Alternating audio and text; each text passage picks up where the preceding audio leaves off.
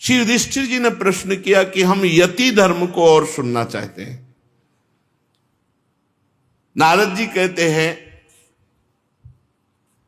कि जो यति है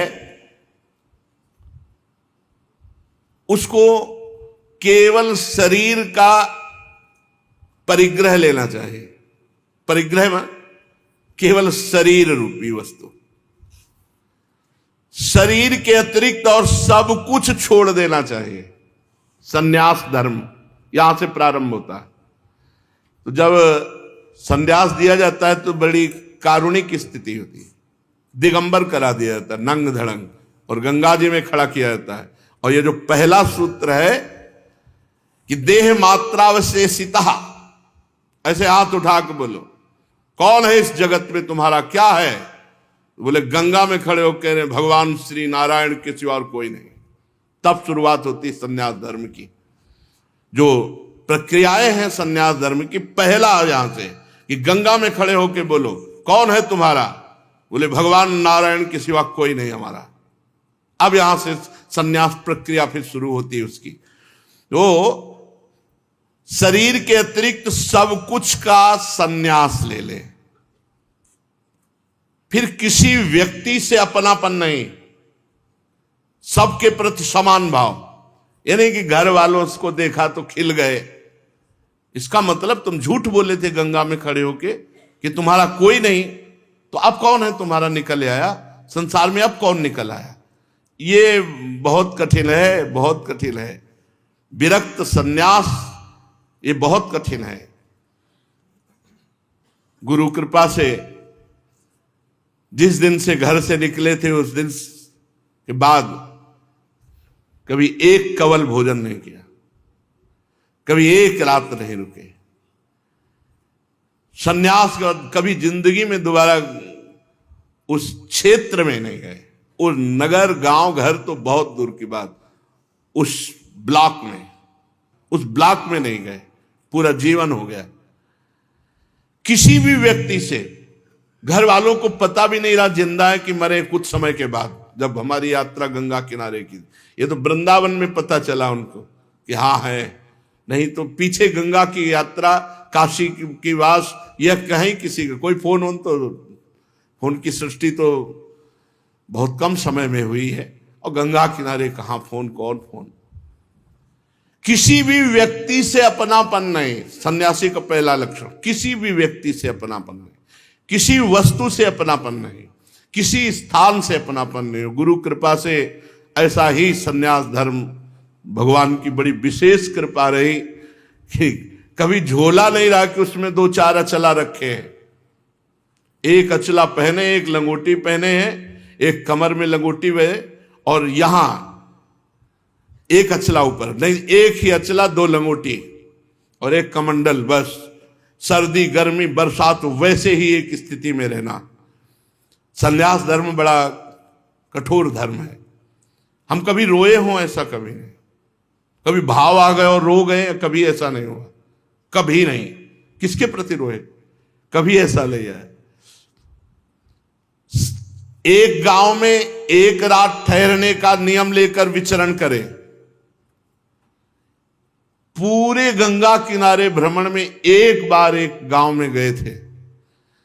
वर्षा हो रही थी, सर्दी का समय था, शरीर एकदम सांवला पड़ गया कि अब लगा कि रात्रि काटने के लिए कुछ गर्म जगह चाहिए, नहीं तो हो सकता है कि अब हम कल सुबह चल ना पावे।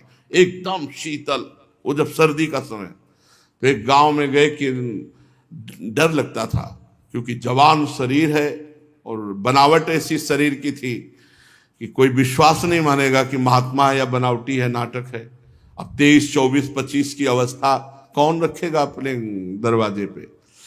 तो गांव के बाहर देखा एक जानवर बंधे हुए थे, तो उनसे कहा कि आप हमें एक रात्रि के लिए वास की व्यवस्था करेंगे? तो उनका हाँ व्यवस्था करेंगे, जहाँ भैंसे बंधी वही किनारे तुम भी लेट जाओ।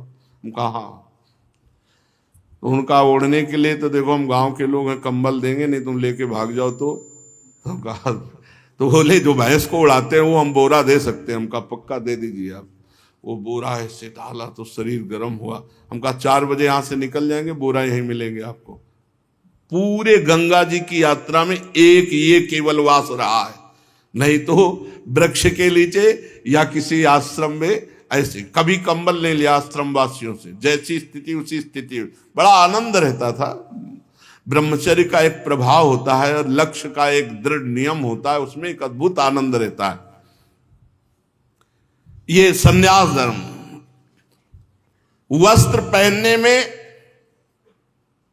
केवल लंगोटी और उसके ऊपर ढकने के लिए, कौपीन के ऊपर ढकने के लिए थोड़ा सा वस्त्र जिससे गुप्त अंग ढक जाए, इसके अलावा कोई कपड़े नहीं रखे सन्यासी के लिए। यदि वस्त्र पहने तो पहले तो केवल कौपीनवंता खलु भाग्यवंता, केवल लंगोटी धारण करे। अगर ऐसा है तो जितने से जांग ढक जाए बस उतना वस्त्र एक गमछा की तरह ऐसे धारण करे। हम एक ही वस्त्र ऐसे धारण करते थे जो यहां छाती से बांध ले, बस यही जांग तक जाए, और जब तक कोई आपत्ति ना आवे तब तक कोई दूसरा वस्त्र न ले। आपत्ति का मतलब जैसे भीषण बुखार है, शरीर खूब ठंडी से युक्त हो रहा है, तो कुछ वस्त्र उस समय तत्काल के लिए ले ले, नहीं तो नहीं। आश्रम के चिन्ह केवल दंड और कमंडल। आश्रम के चिन्हों को तब तक धारण करे जब तक अवधूत स्थिति नहीं आती, नहीं वो भी जैसे उड़िया बाबा ने दंड भी गंगा जी में विसर्जित कर दिया। सन्यासी को चाहिए कुछ भी संग्रह परिग्रह नहीं। देखो इसमें लिखा है वह कोई भी वस्तु संग्रह न करे। संग्रह के लिए बस पेट ही है, जो मिला डाल लिया, नहीं मिला तो नहीं मिला, कल के लिए क्यों रखे, परसों के क्यों। इतनी हरितकी का टुकड़ा रखने के कारण महाप्रभु चैतन्य देव ने अपनी सेवा में जो थे उनसे कहा चलो गृहस्थी में जाओ, तुम विरक्ति सन्यास के लायक नहीं हो। एक हरितकी का टुकड़ा जो महाप्रभु भोजन प्रसाद पाने के बाद मुख शुद्धि के लिए हर का टुकड़ा ऐसे वो रख लिया महाप्रभु के लिए। महाप्रभु ने कहा चलो तुम ब्याह करो, घर गृहस्थी में रहो, त्याग सन्यास के योग्य नहीं। सन्यासी को चाहिए शांत, हर समय शांत, भगवत परायण, किसी भी व्यक्ति का आश्रय न ले। इसीलिए घाट का आश्रय लिया कि घाट में केवल महादेव जी का अधिकार। घाट में रह रहे जो महादेव जी व्यवस्था करेंगे वही। वर्षा होती तो जो मंदिर हैं खुले रहते छोटे छोटे उनके दरवाजे, बस उसी में लेट गए, नहीं तो बाहर घाट में। इस संपूर्ण विश्व को कार्य कारण से अतीत परमात्मा स्वरूप देखकर बस शांत अपनी आत्मा में रमण। बड़ा आनंद का मार्ग है। ऐसा ना समझे कि जैसे कहा जाता है कि बड़ा शुष्क मार्ग है, तो कभी स्वाद ही नहीं लिया तो जानो क्या ब्रह्मानंद। ब्रह्मानंद है, कितना आनंद है। शंकर सहज स्वरूप संहारा, तो लागी समाधि अखंड अपारा। अपार अखंड आनंद की समाधि लग गई। कोई साधारण मार्ग है। अब नहीं जानते हो तो कह दोगे कि बड़ा शुष्क मार्ग है। आत्मदर्शी सन्यासी जागरण और सुषुप्ति की अवस्था में रहे। जागरण और सुषुप्ति की संधि, न सोता हुआ न जागता हुआ, हर समय परमात्मा में स्थित अपने स्वरूप में। भवबंधन से मुक्त होने के लिए जब सन्यास लिया गया तो केवल शरीर का परिग्रह, एक कौपीन, एक वस्त्र, कोई और परिग्रह नहीं, रखने के लिए कोई पात्र नहीं, पेट ही पात्र है। किसी व्यक्ति से बड़ा आनंद का मार्ग है, बड़ा आनंद का मार्ग है। सच्ची मानिए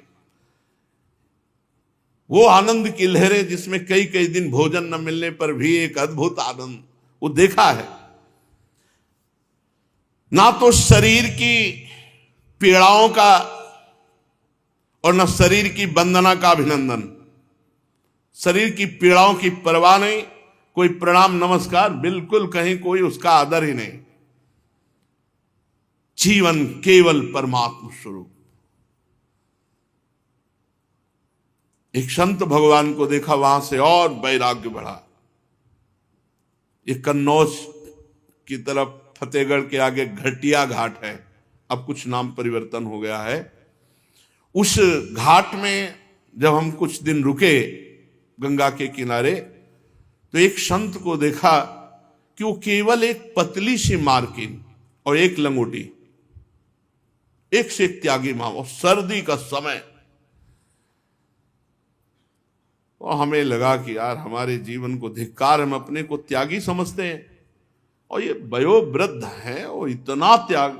तो रात में महाराज जी यहाँ आश्रम में तो व्यवस्था, एक छोटा सा कंबल आप ओढ़ लीजिए, ऐसे मुस्कुराते, मौन, हड्डी हड्डी शरीर में, मार्किन केवल ओढ़े हर समय। अरे भजनानंदी महात्माओं की तो गंगा किनारे जैसे जीटी रोड में बड़ी बड़ी गाड़ियां चलती रहती, ऐसे गंगा किनारा जीटी रोड है, बड़े बड़े महापुरुषों का, एक से एक ब्रह्मबोध संपन्न महापुरुषों के दर्शन।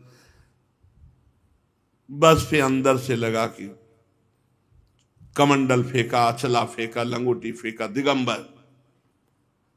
हम तो जवान हैं, ये तो वयोवृद्ध हैं। ऐसे काफी समय तक ऐसे ही।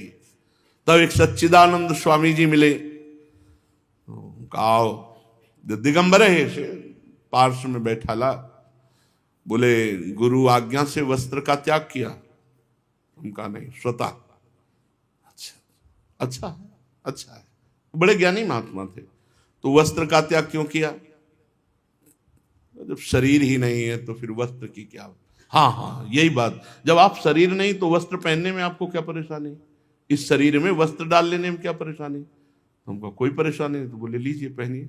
उसी तरह से फिर तो भगवान का आदेश, क्योंकि आना इस मार्ग में था, नहीं तो इस दर की कोई संभावना ही नहीं थी, कोई संभावना नहीं थी। जो मार्ग चल रहा था, संभावना नहीं, तो महादेव जी ऐसे मोड़ दिए और हरिवंश महाप्रभु ने पकड़ करके रस में, नहीं तो संभावना ही नहीं थी।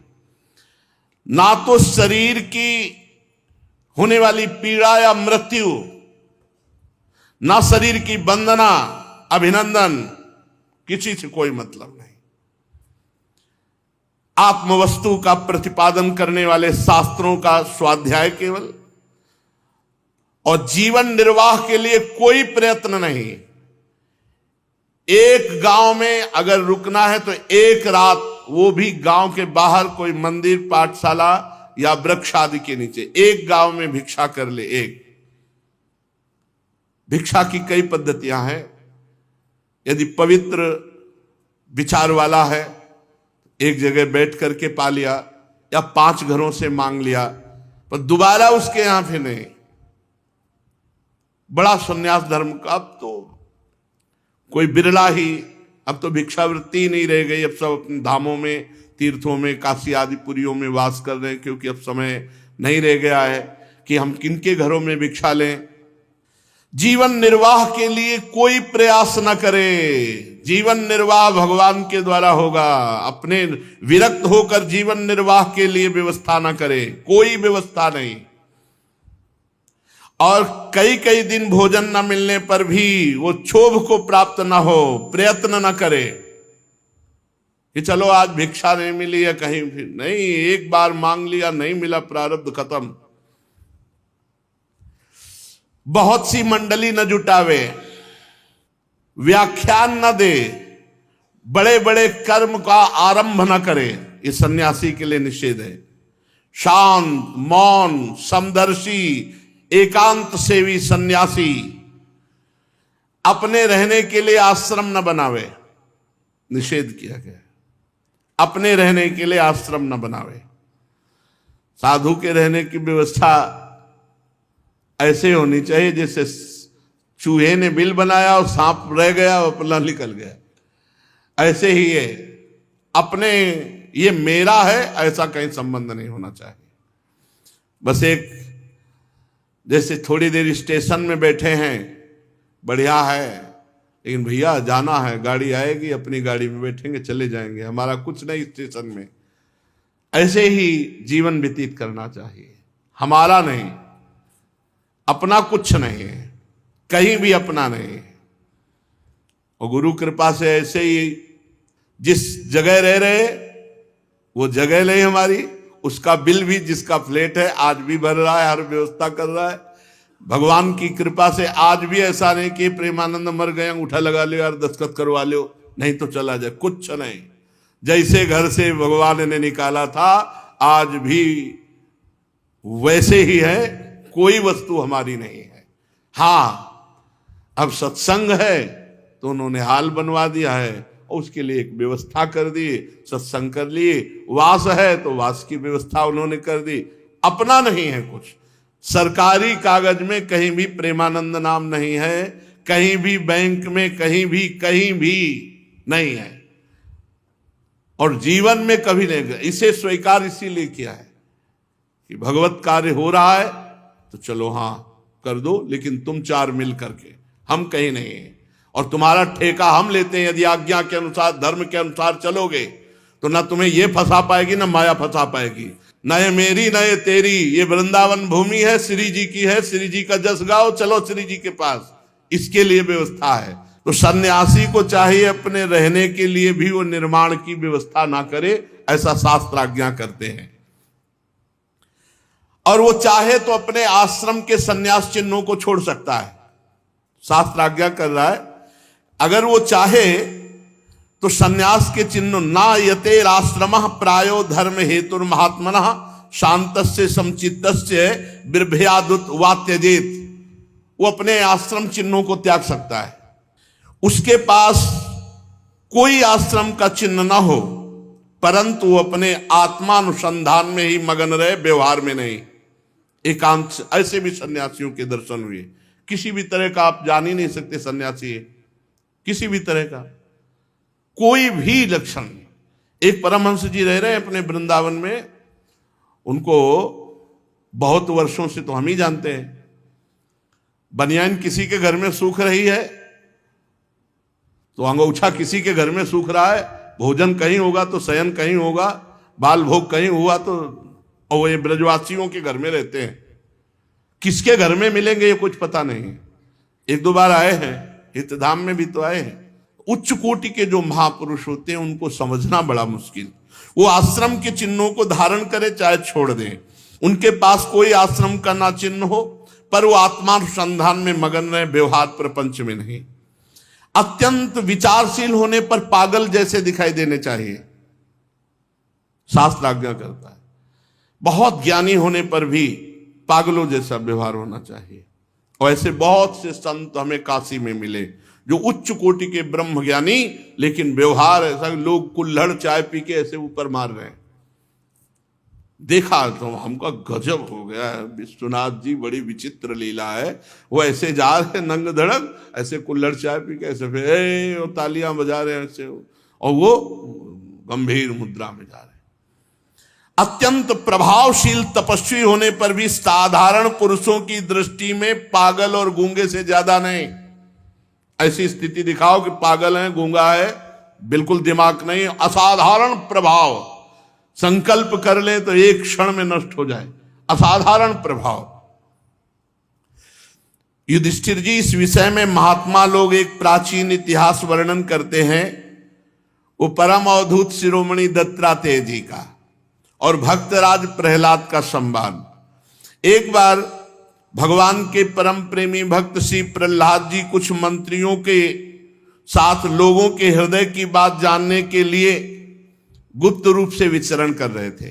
पहले राजा लोग कुछ अपने निज अंग सेवियों को लेकर भेष बदल करके घूमते थे साधारण वेश में, समाज में क्या हो रहा है, क्या शासन शैली चल रही है। स्वयं राजा लोग ऐसे साधारण वेश में घूमते थे। तो घूम रहे थे तो देखा कि पृथ्वी पर एक अवधूत लेटे हुए हैं। पर प्रहलाद जी उच्च कोटि के महात्मा, दृष्टि गई तो बोले साधारण तो है नहीं, इनके नेत्रों की ज्योति बता रही कि कोई उच्च कोटि के हैं। पर कोई आश्रम चिन्ह नहीं, कंठी तिलक कोई कुछ नहीं, बाहरी कोई ऐसी वेशभूषा नहीं जिससे जाना जा सके महात्मा। पर प्रहलाद जी समझ गए कि कोई सिद्ध पुरुष है। भगवान के परम प्रेमी प्रहलाद जी समीप गए और साष्टांग दंडवत प्रणाम किया, विधि पूर्वक पूजा की और ये प्रश्न किया, भगवान आपका शरीर उद्योगी और भोगी पुरुषों के समान बहुत हष्ट पुष्ट है। उद्योगी नाना प्रकार के व्यापार आदि करने वाला, अच्छे अच्छे पदार्थ खाने वाला, व्यायाम आदि करने वाला, ऐसा बलिष्ठ आपका शरीर है। संसार का नियम है कि उद्योग करने वाले को धन मिलता है, धन वाले को भोग प्राप्त होता है, भोगियों का ही शरीर पुष्ट होता है जो अच्छे अच्छे पदार्थ पाते हैं। पर आप पढ़े हैं, कोई उद्योग तो कर नहीं रहे, पर आपका शरीर बता रहा है कि बहुत हष्ट पुष्ट है। और आपके पास धन भी नहीं है क्योंकि दिगंबर पड़े हो, फिर भोग कहां से प्राप्त होंगे?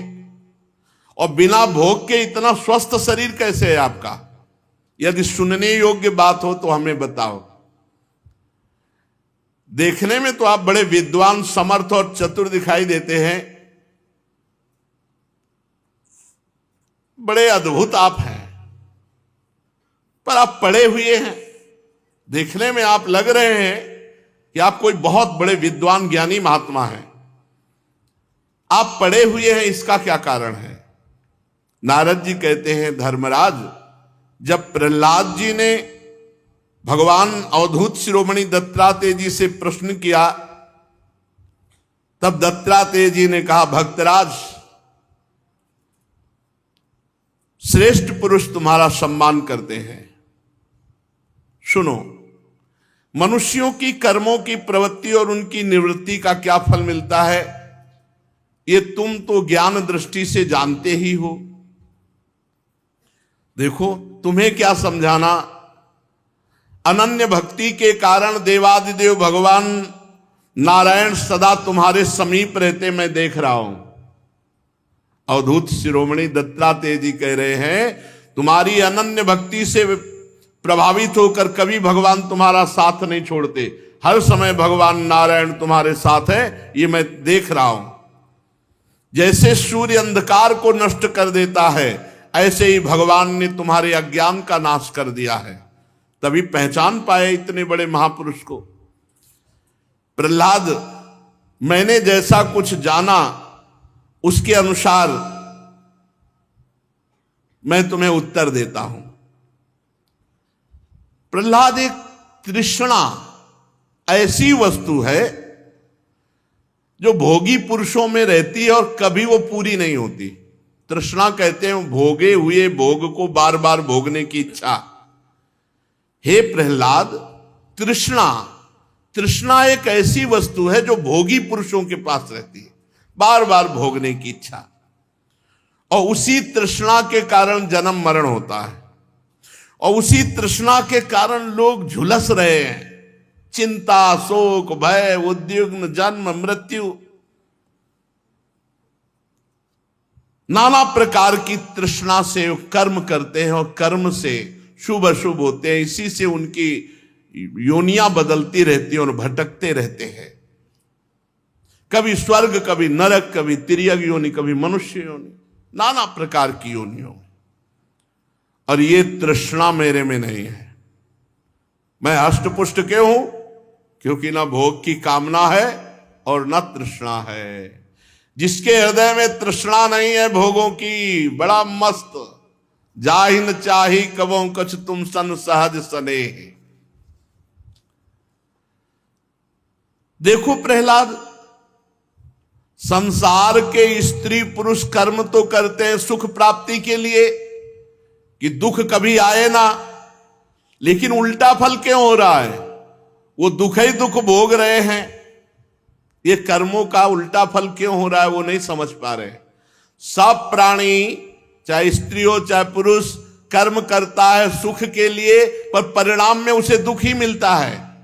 स्थायी परिणाम सुख नहीं है। क्यों? क्योंकि सुख तो है आत्मा में, परमात्मा में, भगवान में, और उसके लिए कोई चेष्टा कर नहीं रहा, भोगों में सुख ढूंढ रहा है। समस्त चेष्टाओं की निवृत्ति हो जाए तो परम सुख मिले। देखो देखो, बड़ा सूक्ष्म विषय। हम चेष्टा से सुख चाहते हैं। अवधूत जी कह रहे हैं कि जब समस्त चेष्टाओं की निवृत्ति हो जाती है तो आत्मस्वरूप आत्मानंद प्रकाशित हो जाता है। इसके लिए भोगों के मनोराज्य मात्र समझ करके भोगों का त्याग करना होता है, तृष्णा का त्याग करना होता है। मैं भोगों की तृष्णा और कामना से रहित होकर केवल शरीर का प्रारब्ध भोगता हूं और पड़ा रहता हूं। शरीर का जो प्रारब्ध है, मनुष्य अपने सच्चे स्वार्थ, वास्तविक सुख क्या है, वास्तविक सुख क्या है, सच्चा स्वार्थ क्या है, भगवान का भजन करना, अपने स्वरूप में स्थित हो जाना। सच्चे स्वार्थ को भूलकर मिथ्या द्वैत को सत्य मानकर भयंकर विचित्र जन्म मृत्यु के जंगल में फंस गया।